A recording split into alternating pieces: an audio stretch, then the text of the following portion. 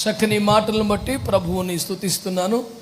తమ్ముడు ఎప్పుడు మాట్లాడుతున్నప్పుడు దేవదాసయ్య గారు మా ఆత్మీయ తండ్రి గారు అంటూనే ఇంకొక పదం కూడా జోడిస్తారు, మా గురువు గారు అనే మాట వారి నోట వింటుంటాను. అది కేవలం మర్యాద కొద్దీ అంటారేమో అనుకుంటే ఆ మాట తీరు పడికొట్టు విధానం అంతా కూడా అయ్యగారి శిష్యరేఖమైన రుజువుపరుస్తుంది. దేవునికి స్తోత్రం. ఇది చాలా సంతోషం. దేవునికి మహిమ కలుగును గాక. దైవజనులు పాస్టర్ జ్యోతిబాబు గారు వారు ముందుకు వచ్చి కొన్ని శుభాలు పలకాలని, ఆ తదుపరి ఎర్నెస్ట్ పాల్ గారు సిద్ధంగా ఉండాలని కోరబడుతున్నారు.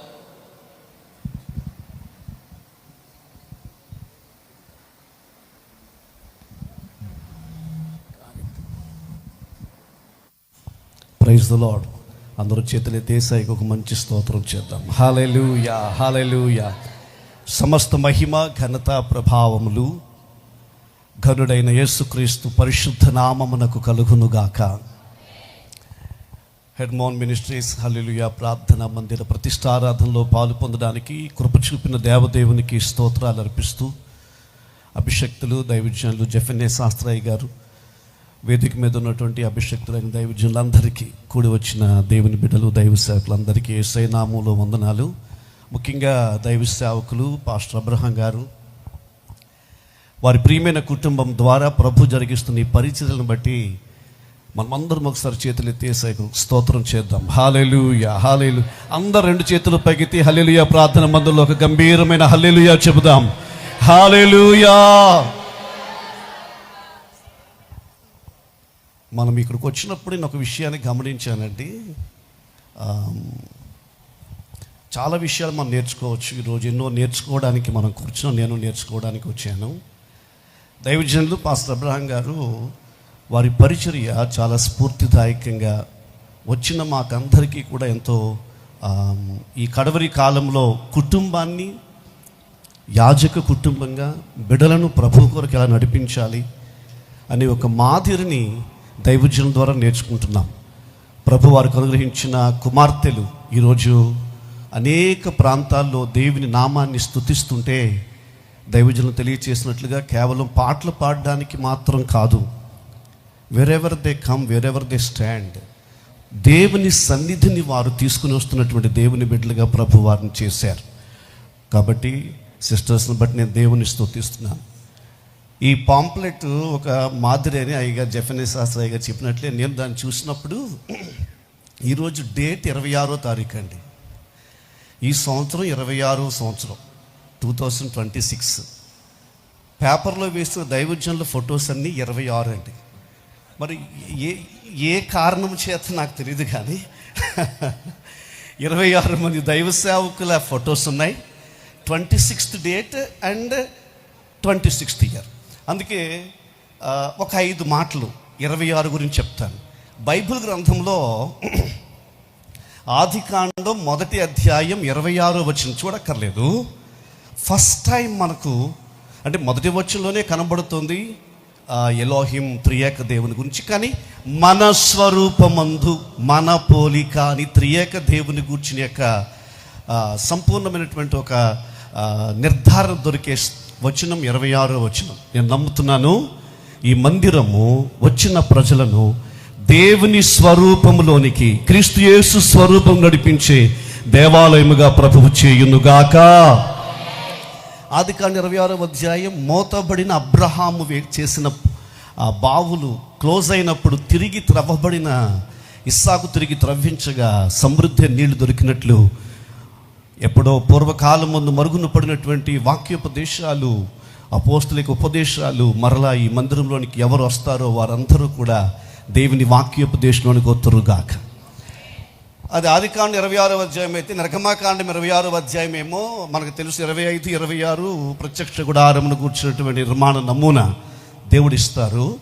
26వ అధ్యాయంలో తుమ్మకర్రను దేవుని మందిరంలో, షెకీనా గ్లోరీ, దేవుని తేజో మహిమ, దేవుడు తన ప్రజలతో మాట్లాడడానికి అయినటువంటి అతి పరిశుద్ధ స్థలంలోని దేవుని మందసం యొద్దకు దేవుడు దిగివచ్చే ఆ శ్రేష్టమైన ట్యాబర్నాకల్లోనికి తుమ్మకర్రను తీసుకుని వచ్చి దేవుడు దిగి వచ్చే స్థలపు ఉపకరణముగా దేవుడు చేశాడు. ఆ రీతిగా ఈ పరిసర ప్రాంతాల్లోనూ ఇంకను ఈ హెర్మోను పరిచర్య ద్వారా అనేక మందిని దేవుడు తన మహిమ చేత నింపునట్లు అరణ్యములో ఉన్న తుమ్మకర్ లాంటి వ్యక్తులను దేవుడు ఈ మందిరంలో దేవుని మహిమ చేత నింపునుగాక. లేవియకాండం 26వ అధ్యాయానికి వస్తే ఆశ్చర్యం ఉంటుంది. 11వ వచనంలో, నేను నా మందిరములోనికి నడిచెదను, నా మందిరములో నేను నివసిస్తాను, నేను మీ మధ్య ఉంటాను. అందరూ సార్ చేద్దాం, దేవునికి స్తోత్రం చేద్దాం. 27వ తారీఖు ప్రతిష్ఠారం జరుగుతున్న ఈ మందిరంలో దేవుడు దిగి వచ్చును గాక. దేవుడు ఉంటారు, దేవుడు మన మధ్య నడుస్తారు. నిశ్చయంగా ఇక్కడికి వచ్చిన ప్రజలు యేసయ్యలోనికి నడిపించబడుదురు గాక. ఇక సంఖ్యాకాండం 26వ అధ్యాయానికి వస్తే దేవుడు అహరోను టీముకు టాస్క్ ఇస్తాడు, యాజకులకు. బహుశా ఆ టాస్క్ అహరోనుకి ఇవ్వడం ఆశ్చర్యం. దేవుడు మోషే ద్వారా అహరోనుతో చెప్తాడు, అహరోను బిడ్డలను పిలువు నాన్న, పిలిచి ఇదిగో ఇజ్రాయేలీలో, అప్పుడే ఫినెహాసు ద్వారా మోయాబు పాపమును బట్టి వచ్చిన తెగులు పరిహరించబడిన తర్వాత వచ్చే అధ్యాయమే నంబర్స్ 26 కదండి. ఆ నంబర్స్ 26లో 20 ఏండ్ల పైప్రాయం గల వారందరినీ సేనగా సంఖ్యలో లెక్కించు అని నేను నమ్ముతున్నాను. ఈ మందిరం దేవునికి స్తోత్రం. దైవదాసులు పాస్టర్ అబ్రహాం పాస్టర్ గారు, అలాగే వారి కుమార్తెలు, వారి కుటుంబం ద్వారా జరుగుతున్న ఈ పరిచర్య దేవుని కొరకైన సైన్యముగా ప్రతిష్ఠించబడే ఆ గొప్ప కృప, హల్లెలూయా, శత్రువులైన అపవాదిని ఎదురాడి శక్తివంతమైన దేవుని ఆయుధముగా దేవుడి సంఘమును సిద్ధపరచునుగాక. 5 నిమిషాలు అన్నారు కాబట్టి అయ్యగారు 5వ పుస్తకం మాత్రం చెప్పి ముగిస్తాను. 5వ పుస్తకంలో 26వ అధ్యాయంలో ద్వితీయోపదేశ కాండం ఏముంటుందంటే,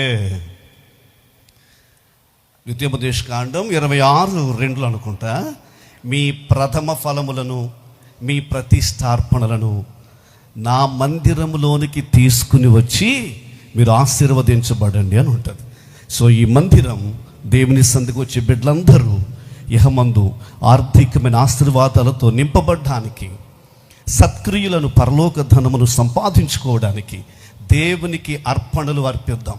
ఎలాగూ 26 కాబట్టి ప్రభు ఎవరినైనా ప్రేరేపిస్తే ఒక 26 లక్షలు ఆమె ఈ పరిచర్యకు ఇచ్చే ప్రజలను దేవుడు లేపునుగాక. ఒక 26 మందిని దేవుడు లేపునుగాక. ఒక 26తో ముడిపడినటువంటి ఏదైనా ఒక సంఖ్యను ప్రభు పరిచయలో, ఎందుకంటే 26th ఇయర్ అండ్ 26 భక్తాగ్రేసర్లు, అభిషక్తులు నిశ్చయంగా ప్రభు సహాయం చేస్తామా, ప్రభు కృపుంటే దేవుని కొరకు ఒక 26 బ్రాంచ్ సంఘాలు దేవుని కొరకు సేవకులను సిద్ధపరిచేటువంటి పరిచర్యగా ఈ పరిచర్య ఉండాలి. దేవుని సేవకునిగా నేను ఆకాంక్షిస్తూ నా మాటలు ముగిస్తున్నాను. God bless you.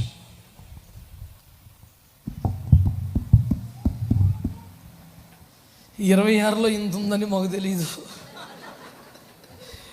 అయ్యగారుకున్న విశేష వాక్యానుభవాన్ని బట్టి ఏమండి, చేయి తిరిగిన చెప్పంట దేంతోనైనా ఏదైనా చేసేస్తాడట. మొన్న మధ్య ఒక ఇంటర్వ్యూ చూశాను ఒక డాక్టర్ గారిది, చేపల కూర తిన్నాక పెరుగన్నం తినొచ్చా అని.